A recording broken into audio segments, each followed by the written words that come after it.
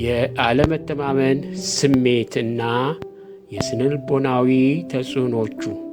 ብዙ ጊዜ ያለመተማመን በሰው ልጆች ውስጥ ያለውን የስነልቦና ቀውስ ይገልጣል። ይህም በግለሰቦች ላይ የሚከሰተውን በራስ አለመተማመንን ያጠቃልላል። በራስ ያለመተማመን በዘመናችን ካሉ ሰዎች ውስጥ ከፍተኛ ቁጥር ያላቸው የዚህ ችግር ተጠቂዎች ናቸው። አብዛኛዎቹ ተጠቂዎች ችግሩ እንዳለባቸው እንኳን አያውቁትም። የሚያውቁትም ቢሆኑ በኑሯቸው ላይ ተጽዕኖ ስለሚፈጥር አምነው መቀበል አይፈልጉም። በተለይ በራስ ያለመተማመን ችግር ያለባቸው ሰዎች የመንግሥት ሥልጣንና አመራር ላይ የሚገኙ ከሆነ በሕዝብ ላይ የሚያደርሱት ችግር የከፋ ይሆናል። የአለመተማመን ስሜት ወይም ኢንሴኪዩሪቲ ሁልጊዜም ራስን የሚገልጽበት መንገድ አያጣም። እንደ ሌሎች ስነልቦናዊ ኃይሎች ሁሉ ተደብቆ የመቆየት ባህሪ የለውም።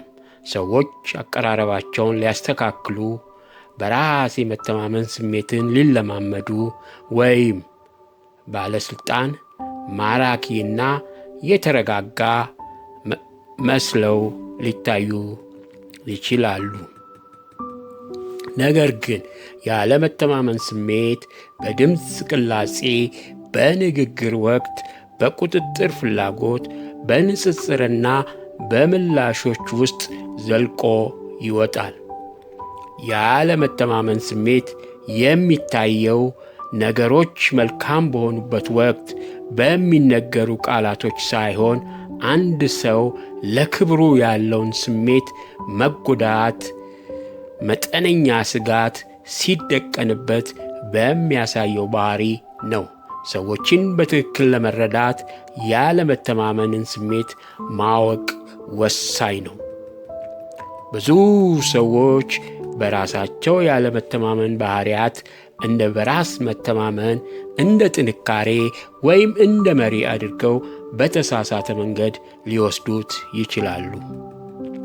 እንደ እውነቱ ከሆነ ያለመተማመን ስሜት ጫጫታ የበዛበት ሲሆን፣ እውነተኛ በራስ መተማመን ግን ዝምተኛ ነው። በራስ የሚተማመን ሰው ለራሱ አዋጅ አያስነግርም። ማንኛውንም ነገር ለማረጋገጥ አይቸኩልም ወይም ሁልጊዜም የሌሎችን ስምምነት አይፈልግም። በራሳቸው የሚተማመኑ ሰዎች ዝምታ፣ የሐሳብ ልዩነትና ውጤት ሲዘገይ ምቾት አይነሳቸውም። ልዩነቶችን እንደ ስጋት አይመለከቷቸውም። ግን በራሳቸው የማይተማመኑ ግለሰቦች ዓለምን እንደማይረጋጋ አድርገው ያያሉ። የእነሱ ክብር ስሜት በሌሎች ዕውቅና ላይ የተመሠረተ በመሆኑ ይህንን ዕውቅና የሚያደናቅፍ ማንኛውንም ነገር እንደ አደጋ ይቆጥሩታል። በዚህ ምክንያት የአለመተማመን ስሜት ብዙውን ጊዜ በከፍተኛ ግልፍተኝነት፣ በጩኸት የታጀበ ሐሳብ በማይለውጥ ግትርነት ወይም አላስፈላጊ በሆነ የበላይነት ስሜት ይሸፈናል። እነዚህ የውስጥ ጥንካሬ ምልክቶች ሳይሆኑ ይልቁንም ደካማ የሆነውን ማንነታቸውን ለማረጋጋት የሚያደርጓቸው ጥረቶች አካል ናቸው። ቁልፍ ያለመተማመን ምልክቶች: 1. የመቆጣጠር ፍላጎት። በራሳቸው የማይተማመኑ ሰዎች የጭንቀት ስሜታቸውን ለማስታገስ ውጤቶችን እና ሰዎችን ለመቆጣጠር ይሞክራሉ።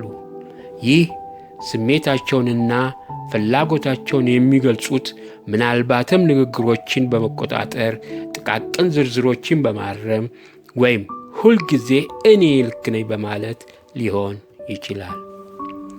ዓላማው ውጤትን ለማምጣት ሳይሆን የውስጥ ስጋትን ለማረጋጋት ነው። 2. ንጽጽር። በራሳቸው የሚተማመኑ ሰዎች ራሳቸውን ከሌሎች ጋር አያነጻጽሩም። ልዩነቶችን ቢያስተውሉም በዚህ አይሸማቀቁም። በራሳቸው የማይተማመኑ ሰዎች ግን ደረጃን ይለካሉ። ዕውቅናን ለማግኘት ሲሉ የሚችሉትን ሁሉ ያደርጋሉ። እንዲሁም የሌሎች ስኬት አያስደስታቸውም፣ ይልቁንም ስጋት ይፈጥርባቸዋል። ይህ ስሜት ለሌሎች ስኬት ዝቅተኛ ግምት በመስጠት ወይም በሚቀኑበት ነገር ላይ በማሾፍ ይገልጹታል። 3. ከመጠን ያለፈ ምላሽ ወይም ኦቨር ሪያክሽን። አስተያየት ሲሰጣቸው የመከላከል ስሜት ማሳየት፣ ራሳቸውን በወሰን መገደብ፣ ማንኛውም ነገር ሲነገራቸው መቆጣት ወይም በሐሳብ ልዩነት ወቅት መገለል ወይም ጥቃት መሰንዘር፣ እነዚህ ሁሉ ያለመተማመን ምልክቶች ናቸው። እነዚህ ከላይ የተዘረዘሩት ምልክቶች ስለ ሁኔታው ብቻ ሳይሆን ሁኔታው በውስጣቸው የሚቀሰቅሰውን ስሜት የሚገልጹ ናቸው። በብዙ የህብረተሰብ አካባቢዎች ያለመተማመን ስሜት ችግር ግንዛቤ ስለሌላቸው እንደ ጥሩ ነገር ያዩታል። ጩኸት እንደ መሪነት፣ ቁርጠኝነት እንደ ብልሃት እና የበላይነት እንደ ሥልጣን ይቆጠራል። ነገር ግን እነዚህ ባህሪያት በጫና ውስጥ ሲሆኑ ይፈርሳሉ። በራሳቸው የማይተማመኑ ግለሰቦች ተጠያቂነትን ለመቀበል ይቸገራሉ፣ አስተያየትን ይቃወማሉ፣ ኃላፊነትን ይሸሻሉ፣ እንዲሁም ለአንድነት ቦታ ከመስጠት ይልቅ ራሳቸውን ለመጠበቅ ይጥራሉ። እውነተኛ ጥንካሬ ጥበቃ አያስፈልገው፣ መጋለጥን መቋቋም ይችላል።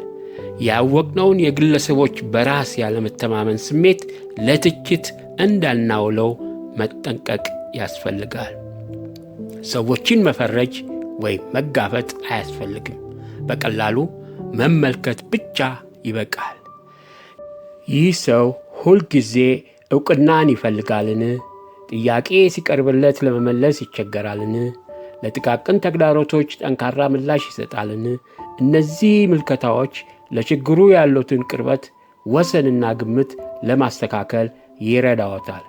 ደካማ ከሆነ ስብዕና ስሜታዊ መረጋጋትን ወይም ራስን ለመጠበቅ ከሚታገል ሰው ትሕትናን አይጠብቁ።